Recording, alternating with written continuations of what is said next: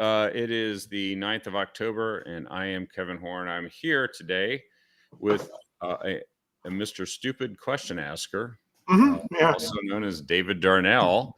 yeah, And welcome to the show, Mr. Stupid Question Asker. yeah. Most of the guy that's eating. That's all right. I I, didn't get to do I that. managed to swallow my food just as it counted down to one. Now Yeah, my, that's see, I saved myself that trouble by just simply not eating. And what I normally do. yeah, I might make it through this show. We'll see. But we got a lot of stuff to cover here today because, boy, this thing just sort of erupted over the weekend, and it's the uh, Hamas attack along with Hezbollah on Israel, and it's a mess. It started out with just what they thought was a few hundred, and now I think it's up to 11 or 1,200 dead in Israel, and as well as some Palestinians, I guess. But you know, it's the first time since 1973, the Yom Kippur War, which is a surprise attack on Israel as well. So, which is it's the anniversary of that this took place on. That Israel was caught off guard by a surprise attack by a bunch of Arab countries, and they almost lost. And then they turned the tide with the help of the United States and won, and actually took land from some of the Arab countries in the vicinity. Well, this took place on that same day, and not only were a bunch of Israelis killed, but many of them were just asleep in their beds, and they got taken hostage and taken back into Gaza. And so it's the first time since then that Israel has declared war on anyone. Yeah, The Israeli cabinet apparently has the power to do that. They don't go through long parliamentary procedures like we can do here in the United States, because their wars usually only have a few minutes to be recognized. right. To fight them. And so the Israeli ambassador said this is essentially Israel's 9/11. The fatalities that they knew at least a little while ago would have been the equivalent of like having 20,000 Americans killed. So I guess on an Israel scale, that's how they are seeing it. Population, Yeah. population adjusted. Yeah, I'm not sure why people say something like that. So my first stupid question, Kevin, is how come nobody knew about this? What happened with the CIA? What happened with Mossad? How come? How come we gave? How come the United States? Biden gave $6 billion to Iran, and we couldn't figure out that this was going to happen. Well, that is actually one of the biggest things here is that it was really only, I think, a month ago or just weeks ago that they released $6 billion of funds that were seized, I think going all the way back to when Iran, there was the hostage crisis with the United States, Right. been sitting in an account sort of earning interest, and it was, but Biden made this deal. He lifted sanctions on Iran, and then this money was then released, and we got 5 hostages, so $1.2 billion per hostage. Right. And sure enough, just weeks later, the message, and the reason why we're talking about Iran here, so that folks know, is that Hamas can't do anything by itself. They can't pull off a massive secret attack. Yeah. They're takes money and organization and planning. I mean, it takes a lot of money. It does, and intelligence, and the ability to keep it as secret as possible. Which I think the question is still out there. Like, how was this kept secret from one of the best intelligence services in the world, Mossad, who excel at this? You're right. So U.S. signals intelligence. We literally are, listening to everyone's phone calls and They're spying on their emails and text messages. And so some details are starting to come out, by the way, that possibly more was known. But let's not forget the American administration, the Biden administration, not Netanyahu's a serious guy. So I don't really think he's just like, fumbling and bumbling. But we can't say that about President Brandon, who is known for his fumbling and bumbling. And once again, look back at all the stuff that happened with Afghanistan and that withdrawal. And then, of course, we just mentioned about the paying $6 billion in ransom. Oh, yeah. How far did that $6 billion go when they went to Afghanistan and started shopping for small arms, ammunition, and everything else? I imagine quite a ways. Out of the $82 billion that we left there to be used apparently by anyone. And we also know that not only is Hamas funded by Iran, they're not funded by the Arabs. They're funded by Iran, which is interesting because there is a separation between the two. Saudi Arabia, those guys, they tend to back the Palestinian Authority, which is on the West Bank. But Hamas, which is still calls for the destruction of Israel, and the United States. And the United States is a puppet of Iran and their Islamic Revolutionary Guard Corps, which is their terrorist management branch, and Hezbollah, which is also in southern Lebanon and launched simultaneous attacks on northern Israel with rockets. Hezbollah is well armed, and they are well armed by Iran. And it turns out that there's reports now coming out, one exclusive report from the Wall Street Journal, saying that Iranian officials helped plot the Hamas attack in Israel for the last several weeks. Security officials reportedly gave the green light for the attack at a meeting in Beirut last Monday, according to members of Hamas and Hezbollah, another group backed by Iran. And the IRGC allegedly have been working with Hamas since August on this. There are also allegedly several meetings that took place in Beirut leading up to the attack that were attended by IRGC officers and representatives of 4 Iran-backed militant groups.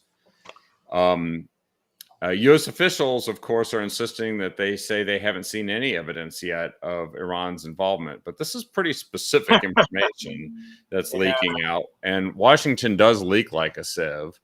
But Anthony Blinken, who was the mastermind behind the Afghanistan withdrawal, the guy who called ISIS back during the Obama administration, who oversaw the withdrawal from Iraq, that after which, when ISIS showed up, Obama called them the JV team, and it turned into a terrorist superstate that didn't get cleaned up until President Trump came into office and said, military, go kill people and break things and get this over with. And it was done. They're gone. So we got the same crowd that frankly F's everything up and leads to death and conflict and chaos. They're in charge of the United States government. And that is the consistent line that you can draw through all of this. So this is just blown up. And not only has that happened, but it also turns out that this has prompted Biden to come out and start thumping his chest and send the USS Gerald R. Ford aircraft carrier to the Middle East. I don't know what it's going to do. It's an entire battle group. Yeah.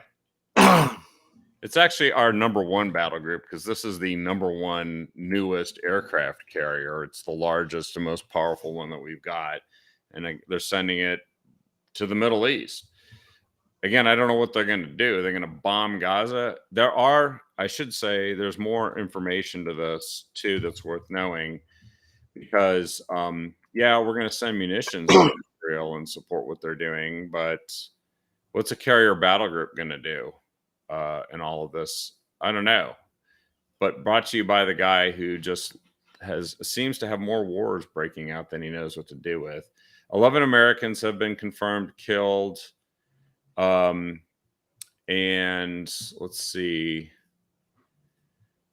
Oh, well, and so in true stupid government style, um, the U.S. Palestinian Affairs Office. So this is the United States Office of Palestinian Affairs that I believe is located. It's there in Israel or in the West Bank.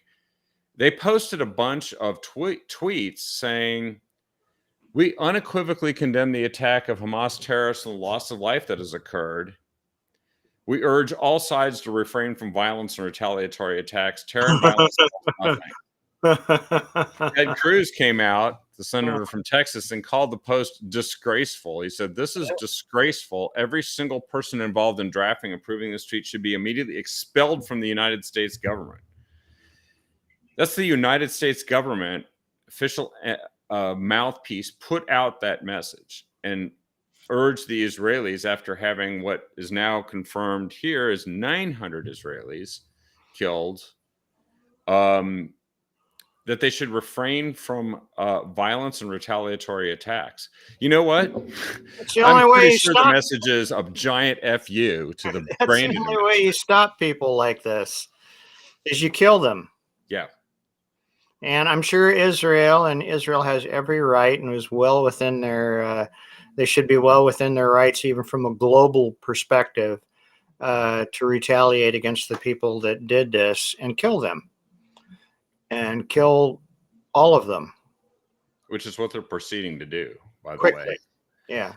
They've actually mobilized the entire reserves of that they can call up in Israel. So there are like hundreds of thousands of Israeli troops preparing to and are surrounding. They're already attacking and they're trying to rescue the people that have been taken hostage, because that's by the way, I think Cory Booker, the New Jersey, the U.S. Democrat U.S. Senator from New Jersey, he ran. You might remember he ran for president in 2020 and had a extremely lackluster campaign. It's bad when you suck so bad you lose to Joe Biden, but he's apparently in Israel and had to take shelter in a bomb shelter while this is going on. So I wonder if he's going to come back with a different attitude than he used to have.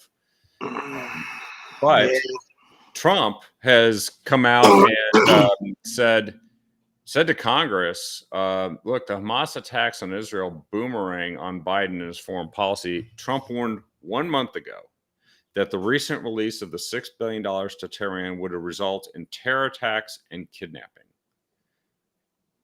That's what Iran does with their money. You know, as I understand it, they're the largest state sponsor of terrorism in the world. And, you know, so now American taxpayers, you and me, Kevin, and everybody listening, now we find ourselves in the unique position of funding both sides of this war. Yeah, that's exactly it. We're fighting against people that have been given money by the people we just gave money to in exchange for 5 hostages. And so, I mean, this is why having an incompetent idiot with woke morons that work for him in charge of something like national security, because I don't want to see us running around having to fight wars everywhere. And the way you do that, you deter it and you make sure that the people that might consider doing this are way too afraid of what will happen to them if they do this. And then you don't give them the resources to do it either. And well, you don't negotiate with terrorists either. No, you know, yeah, exactly. You know, and I'm not sure exactly how it went down because I wasn't there, but I was alive and I remember it. If I'm not mistaken, I think, you know, those 700 some odd hostages that were taken by Iran, maybe I'm wrong in the number, but there was a lot of them, were released minutes before Ronald Reagan was actually president of the United States. Yeah, so it was the 52 hostages. Yes, and it was actually, he was going to be sworn in the next day, and apparently they were scared, you know, out of their gourds it once he got in there, because apparently the message was clearly sent that when I'm in there, this is over, and you're over. And they said, so Jimmy Carter. Yeah, I mean, that's how you negotiate with terrorists. Yeah. You say, hey, listen, you give me my hostages back, or I'm going to come over there, I'm going to kill you, and I'm going to kill everybody that looks like you, and it's just not going to be worth it. And they capitulate every single time. Give a ridiculous thing, and this is not the first time that money's been released or given or allowed to.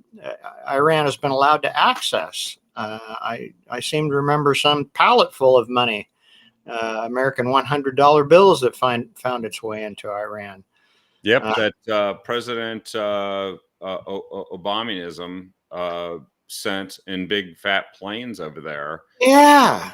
And then remember they had a sudden surge of terrorist activity all over the world, including the United States. Gee, I wonder why. Bullet money. We got rocket money now. Let's build some rockets and send them to Israel. Death to Israel, death to America. I mean, that's what they're all about.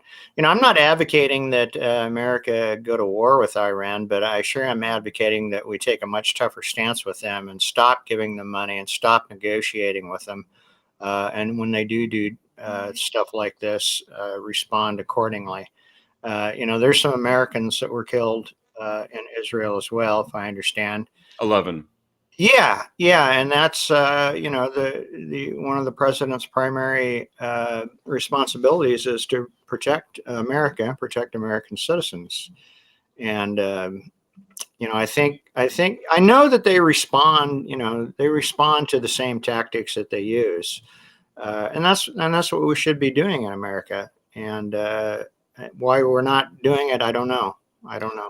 Well, this is how we end up in big wars that take a lot of resources and to address and lose a lot of lives by failing to do the things that are proactive to deter people from even considering doing it in the first place. That's why the Trump administration, those 4 years, we went from having wars to having peace. We even had the Abrahamic Accords, where Israel was making peace with countries that in Arab countries in the Middle East that no one thought it was even possible that you could imagine such a thing happening. And one by one, they were doing it. And President Biden's come in and he's reversing all of it, which means we're going to end up in big, fat, bloody wars that will cost a lot of lives, both civilian and potentially military, and it'll cost a lot of money. And it's and ruin the world economy. What's going to happen the first time a bomb drops in the Middle East is oil's going to go to $175, $200 a barrel. Yep. And we're all going to pay for the price for that. So I hope that that this administration does not stand in any way whatsoever of Israel doing what they need to do, and that's eradicating these people. Well, and these people aren't going to be afraid of some guy who gets up there and takes a scripted speech, doesn't take any questions. By the way, they didn't even have the spokes idiot come up today and take questions on behalf of the administration, because all the stuff that's leaking out about what they knew or should have known and why they didn't do something about it sooner. And then the money that $6 billion all these things, the guy comes up and Biden gives a speech meant to inform everyone of how serious he is, and he slurs his words. I'm sorry, but if I'm a Hamas terrorist, I'm not scared of that. Right. I'm thinking, no, that's a sign of where the United States is now. We're not scary enough to the bad guys, and we look like fools, and we have a brainless moron who is going and giving scripted speeches to the public after they've already effed things up and created the situation that we're in. So now, instead of peace, we're heading towards war. Instead of prosperity, we're heading towards economic chaos. So this is what Elise Stefanik, she's the head of the House GOP conference in the State House, in the House of Representatives in Washington. She said, Biden administration has brought nothing but chaos and destruction because of their weakness and incompetence. Donald Trump 4 years ago, we had the Abraham Accords. Today we have Israel being attacked. The only difference is, I believe, is the difference between one president and another president. Super clear. Yeah, it is super clear. It's leadership's responsibility. I'll quote, I think it was Ramaswamy who was on Tucker today. Yeah. Or maybe it was Tucker that said it, but it's the leaders. It was Tucker that said it. Leaders' responsibilities are to look after, their own country's interests first. Yeah. And so my second stupid question is this: if this can happen in Israel, can this happen in America?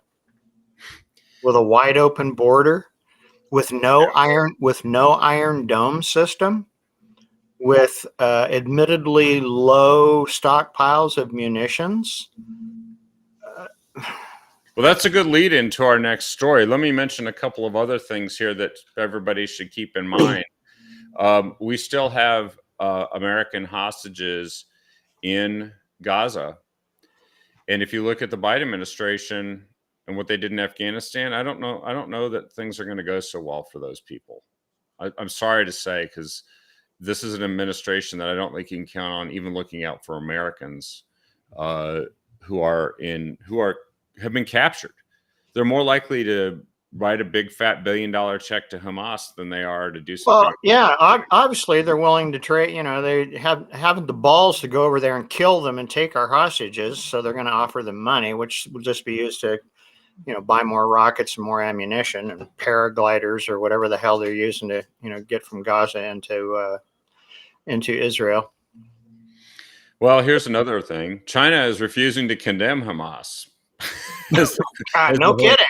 I mean, are you surprised? I don't think any of this stuff is happening in isolation. There's no such thing as a coincidence between all the things we just talked about and the stuff that we're seeing happen.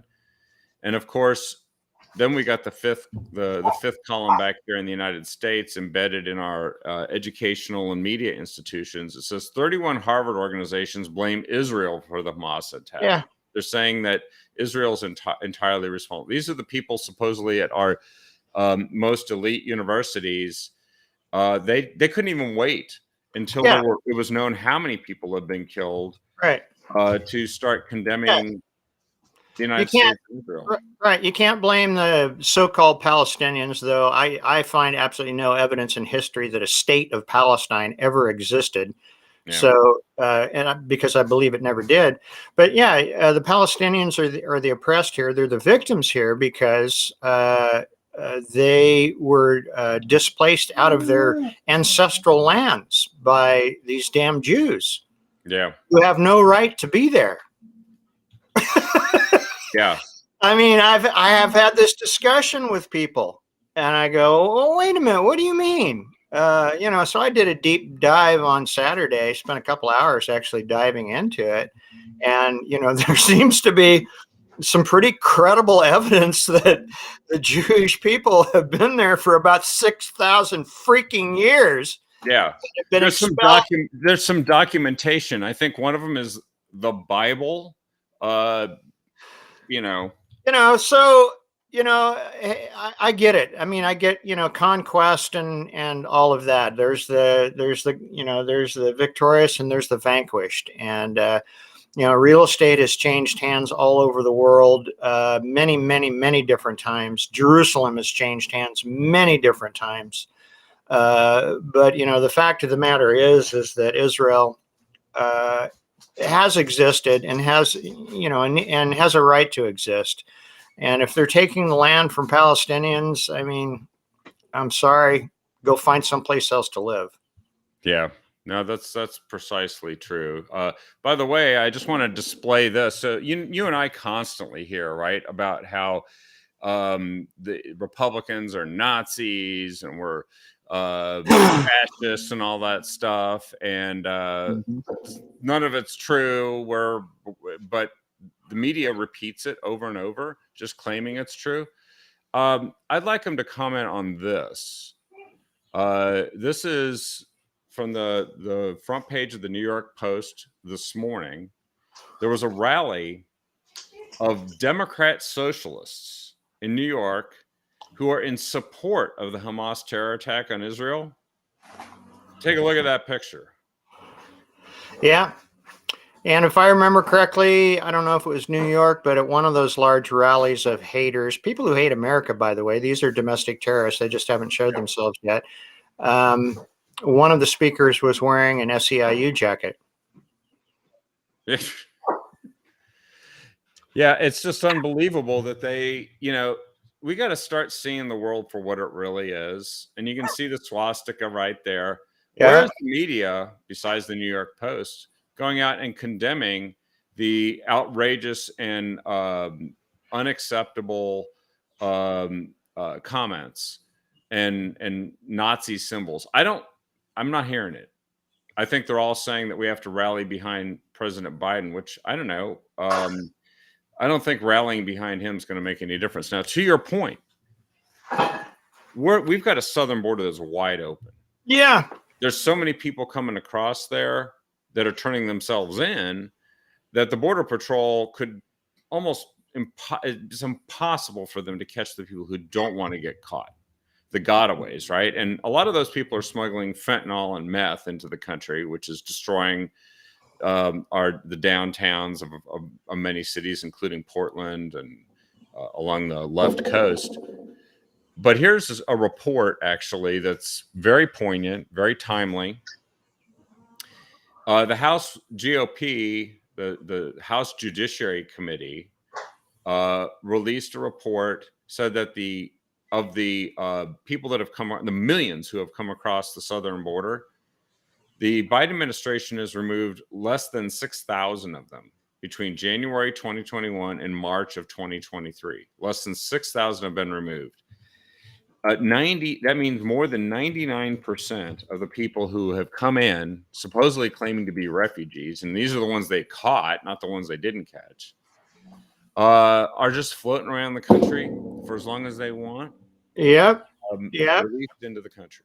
Yeah, there was a report yesterday from Jan's buddy Berkwam, Real Patriot News, or I forget the name of his Real American Voice. Is that what it is?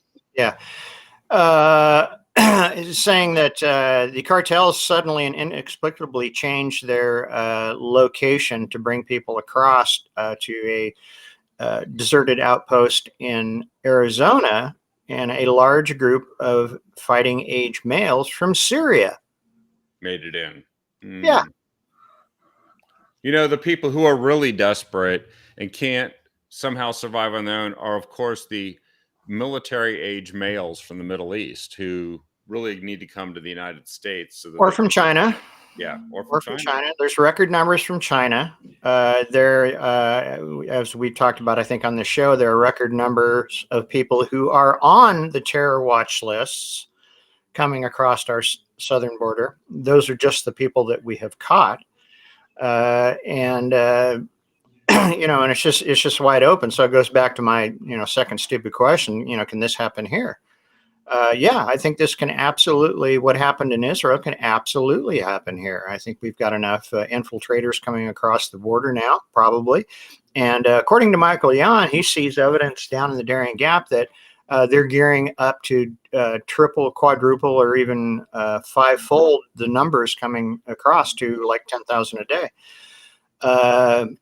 I'm not sure how many people it takes, to spread this kind of terror and havoc in the United States of America. But I think we can gather from the Hamas and Hezbollah attacks in Israel that the number of people that have come across our southern border, if they have those kind of intentions, they can certainly cause some harm here.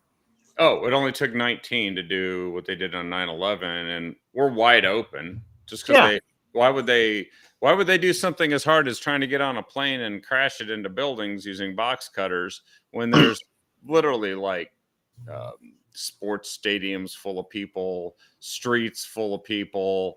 I mean, music festivals. Music festivals. You can just drive in with a Jeep and kill 300 people, take a bunch of people hostage. I mean, it's just,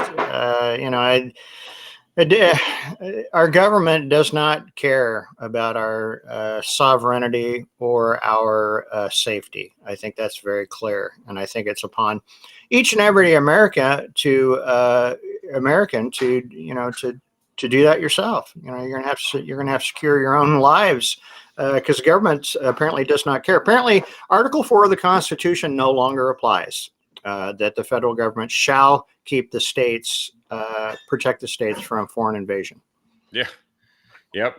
And by the way, Ron DeSantis, as we know, Florida governor, candidate for president. And we've heard this from President Trump too, many times. But he said if the U.S. doesn't secure the southern border, it will be vulnerable to terror attacks. He predicted that there is a future terror attack.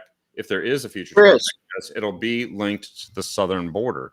Is why would somebody try to get on a plane and go through all the security checks they got there when you can just run across a border and literally get shown a red carpet? And yet so 7 million people have entered the United States illegally during the Biden administration. 7 million. That is actually larger than any city, I think, except for LA or New York. I think Chicago's about 5 million. Houston's like around 5 million. And those are the largest cities in the United States. So we've literally imported the equivalent of one of the largest cities in the United States. And there's no plans for these people to depart at any time.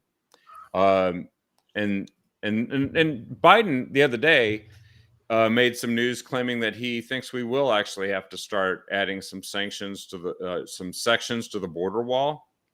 Well, this should tell you something. This is a country that's supposed to be supposedly one of our friends, right?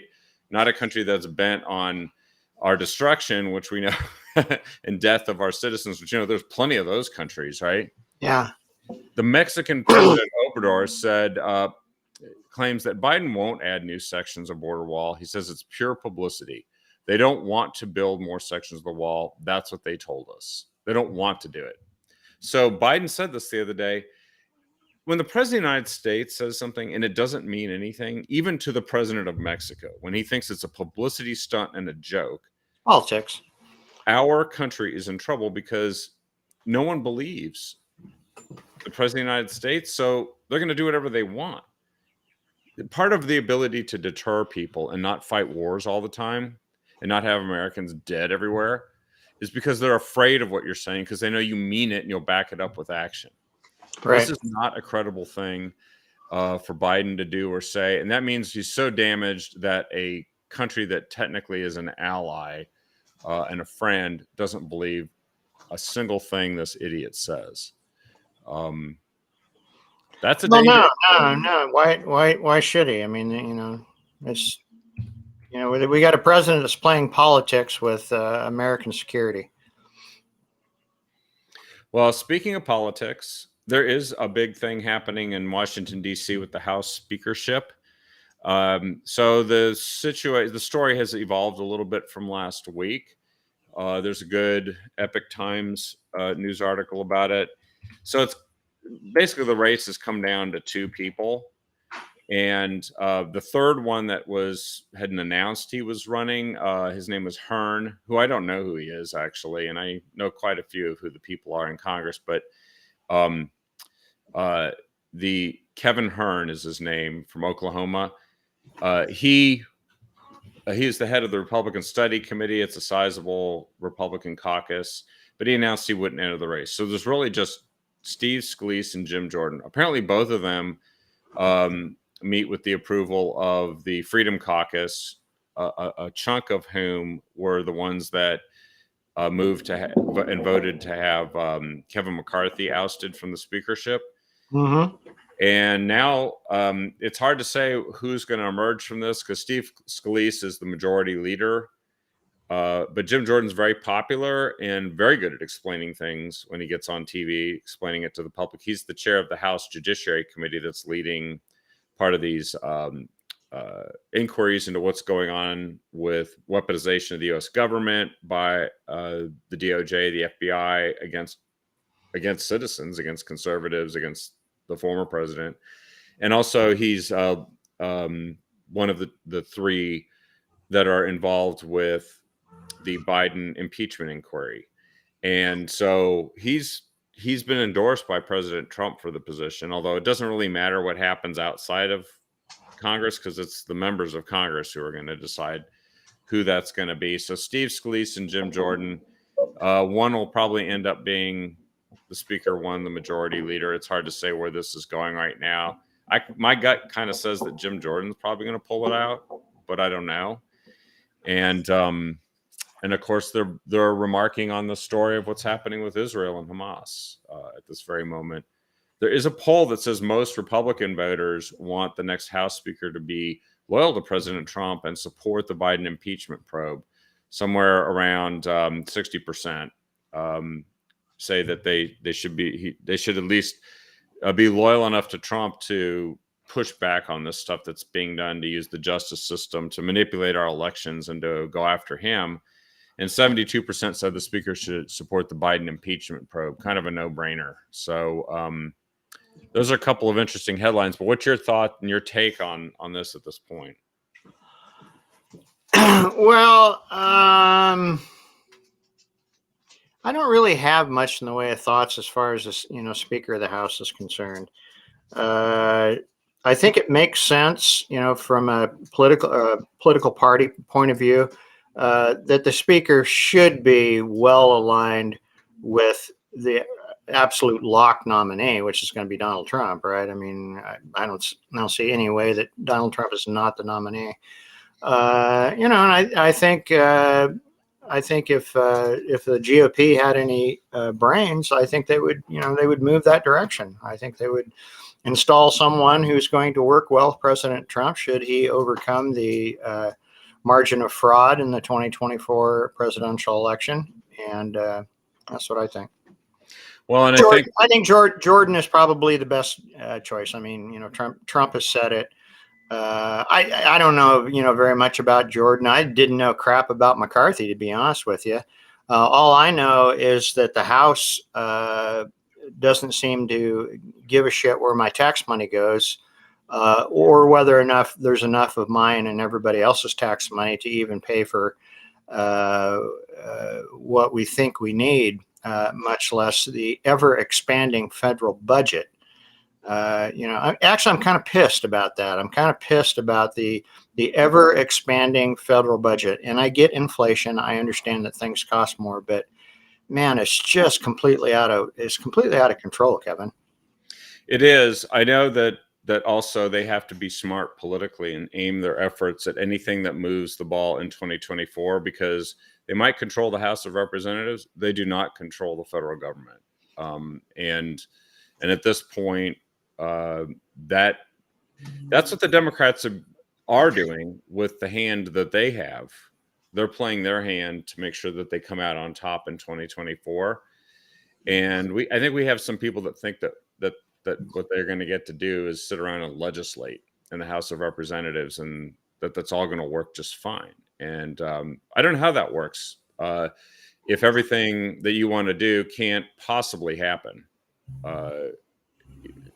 we got to play smart politics here and win. That's why I think the impeachment inquiry is absolutely essential, because all these people that are running around saying, I'm afraid to do that. That sounds bad. Oh, we're not being fair to President Trump. We'll lose an election. That's the GOP's trumpet. We can't do that. We'll lose the next election.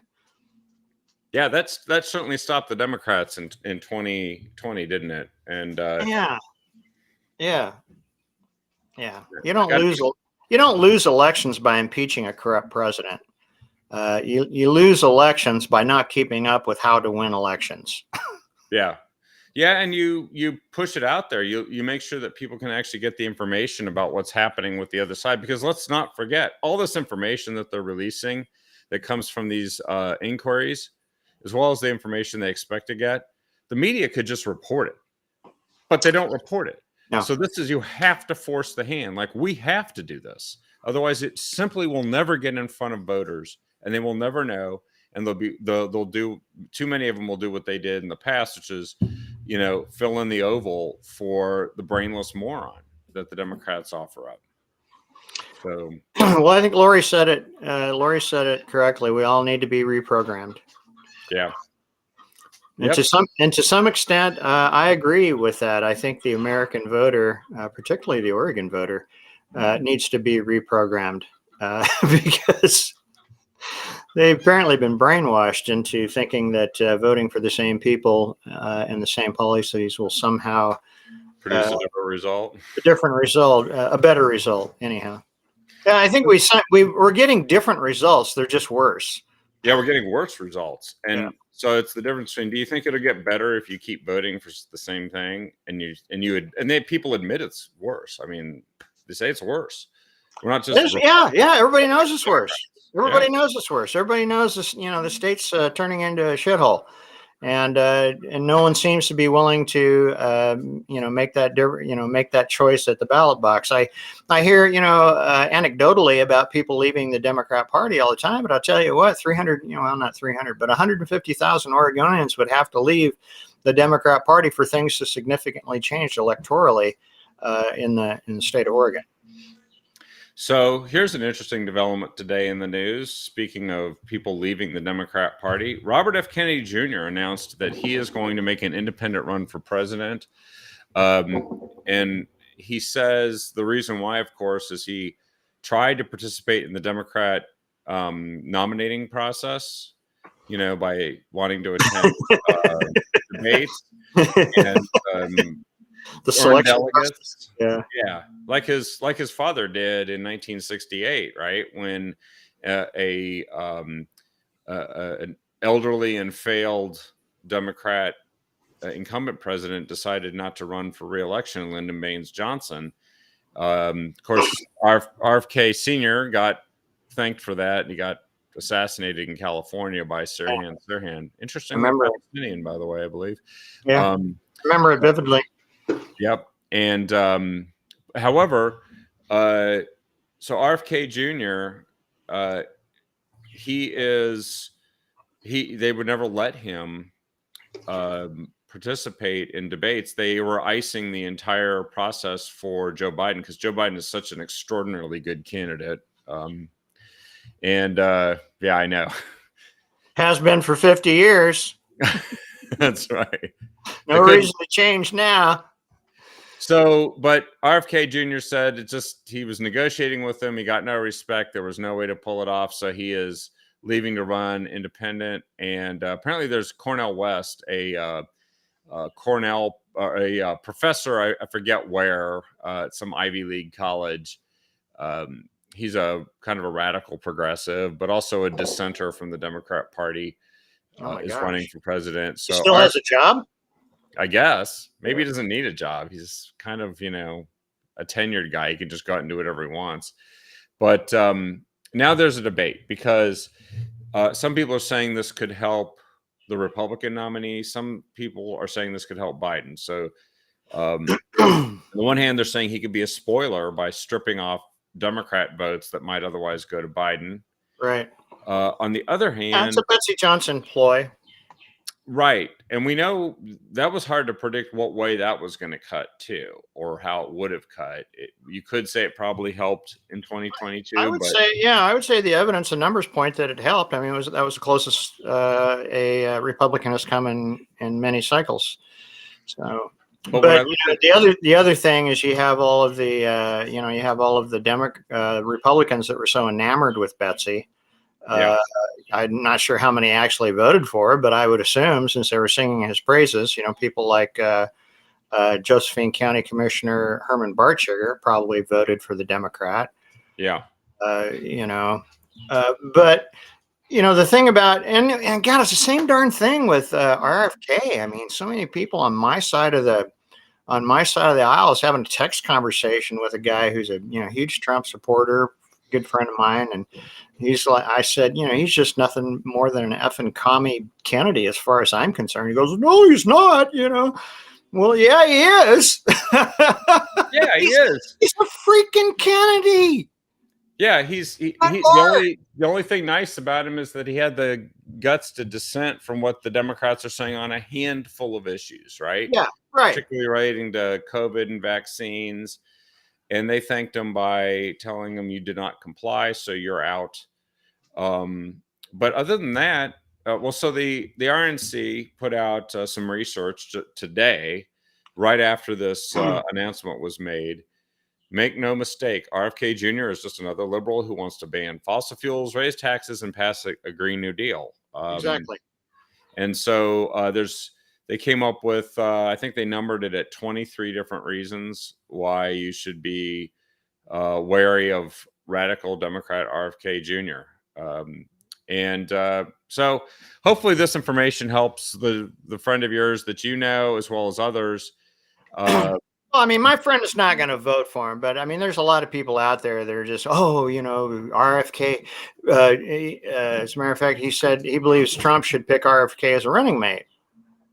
Yeah. And I go, man, I don't know about that. I don't think Trump would do that personally, but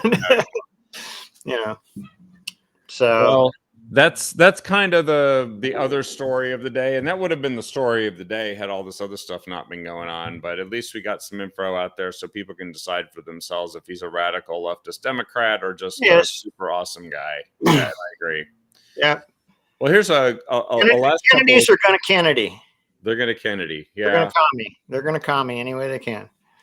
So this is interesting. It's a story that came out over the last few days, and I thought it would be fun to mention it. So there's a Michigan couple that visited Portland on vacation, and actually the couple, the male half of the couple was doing this because he wanted to take his wife, girlfriend, or whatever, and show her how wonderful Portland is, so that they would move there. That was the whole idea of it. So they drove from Grand Rapids, Michigan to Portland. It's a long drive, 2,300 miles. And they got to have all these fun adventures along the way, stopping in Wisconsin and South Dakota and Wyoming, sightseeing, as the anticipation of reaching the City of Roses was building and building and building. And he was excited to introduce his wife, girlfriend, or whatever, because he lived in Portland from 2017 to 2020. Now, we all know that something happened in 2020. Yeah. And apparently he missed on this. And he apparently doesn't watch any news that actually tells you what's happening in Portland. Yeah. He said, well, we'd heard about Portland's crime issues, but we understood that all big cities are going through this. That's what we always hear. It's like, it's bad in Portland. Yeah, but it's bad in many cities. And, it can't run by Democrats. Yeah. Exactly. And so they came into Portland saying, yeah, it seems like there's a homeless here. We noticed that, but they're not too worried. And they parked their car after arriving at their downtown Portland hotel. And they went to go and find some coffee, because we're known for the coffee roasters there. He said, so they went to go get coffee, and he said, when we got back to the car, I looked down at the ground and saw that there was a bunch of glass. And I was like, oh, weird. Okay. I went to go open the door and saw that the window was smashed to pieces. And at that moment, I was like, oh my, somebody just broke into our car. I was looking around the car to see what was stolen. The thieves had taken a Nintendo Switch video game, but apparently the couple's camping gear was left in the vehicle, which of course is because why would anybody who's homeless? I know they get better camping gear for free. Well, new. Yeah. You just leave your tent wherever you don't want to be anymore and go get a new tent. Yeah, it's virtually a commodity, right? That's Portland. That's funny. That's a funny story. So distressed by what happened, they decided to park in a different garage on the top floor of this parking garage, figuring that would be safer. A few days later, they learned it wasn't. So as I'm coming from the elevator and walking through the door and whatnot, I noticed the film that we put to cover the broken window initially was cut through. And then as I was walking around the vehicle, just about every single window was shattered besides the windshield. And our stuff that was in the vehicle, from coloring books and stuff like that and pens, they're all scattered all over the place. Just about everything we had in the vehicle, which is little more than we had the first time we were broken into, because we're about to leave. Just about everything was stolen. 2 break-ins in a matter of 2 days. The city they thought had driven thousands of miles to see had turned scary. They say they got little help from the parking garage employee. He said, yeah, he laughed in my face, he said. This happens all the time. I was like, that does not make me feel very good at all about the situation, said his girlfriend. Welcome to Portland. That's right. So the Portland bubble was popped, and they said their safety became paramount. But after our car got broken into the first time, we decided to go out and explore the city a bit. And I can say I was definitely a little more fearful and making sure that everything was good around us, just because, like, I don't know, I'm not going to lie, I was kind of scared. And he said, what happened to the city, you remember? He said, I'm not really sure where it's gone. It's gotten so bad. A lot different than what I was used to. And apparently they had to drive back to Michigan with plastic on all their windows. Film covering the windows the whole way. It was a 30-hour drive home with no windows. At night, it got really cold. During the day, it got hot in most of the states on the way home, and we weren't comfortable at all. I had to put on some clothes that we had from the hotels. I had to put those on the seat, so we weren't sitting on glass on accident. I did end up having a piece of glass in my foot the entire 30-hour drive home. They apparently went and asked Ted Wheeler's office for comment. And the communications director for the mayor said, this is an incredibly disheartening, frustrating situation. He went on to list several changes the city had implemented to improve downtown safety, including a $6 million contract for improved private security in parking garages, including 24-hour security at Portland's 5 downtown city parkings, the garages. One thing I think they could do, Kevin, is I think they could put some good plastic, like greenhouse plastic dispensers, as well as tape in parking areas. Yeah, just like they have doggy poop bags, you could have dispensers for covering your busted out windows. Exactly. Yeah. That would be a real service to those that visit Portland. And, maybe they could provide compostable ones. Although if it rains, maybe it'll just dissolve and then you got to get new ones. But at least it's compostable, which means it's safe for everyone. So they said they're really not looking at ever moving back to Portland. Maybe the southern parts like Bend, Oregon might be interesting, but they don't think they'll ever visit Portland, Oregon again. Bend's not much. Someone ought to tell them about Bend. Yeah, they should check out Bend first too. But the other problem is a lot of people moved to Bend and they started voting for the same crap that got Portland where it is. So one thing I hope they learn is vote differently, which I think is our message here today, isn't it? It is, vote differently. So if you want something different, I mean, if you like that kind of lifestyle and you don't mind taping up your windows and buying all your stuff again, then keep voting Democrat. Not to mention getting assaulted and attacked or having fentanyl smoke blown in your face and you can't do anything about it. There's so many things that you could actually use as persuasion points there.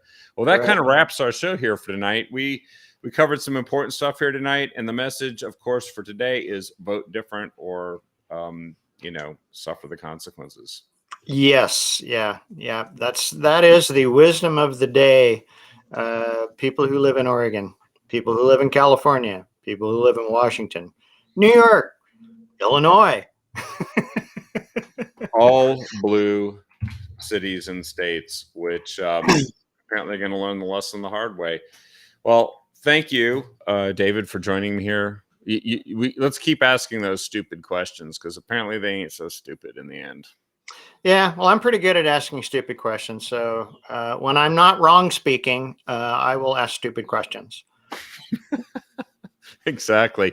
And I'll keep emitting false opinion as long as I can before they silence me. Please do. COVID was a hoax. No, it wasn't a hoax. It was a bioweapon. It was a bioweapon. See, we just issued a correction. Yeah, I just said that because I wasn't sure if we said anything tonight on the show that could get us kicked off of any platform. No, I need to slip that in before we go. We got a slam. It's got to be a slam dunk every night. So, well, anyway, thanks again for joining me, David, and thanks to all of you for joining us here tonight, and definitely share the show with everyone you can. Maybe they'll laugh, maybe they'll cry, maybe they'll vote differently, but we're going to keep plugging away. And we'll see you again tomorrow night on the next episode of The Captive Audience. I should have E. Warner Reschke coming on, state representative. We're going to talk about his call for Measure 110 for a special session of the state legislature to repeal Measure 110, an emergency, which is what that really is kind of now. Let's see if Democrats can do something about something they even call an emergency. We'll see you all tomorrow night.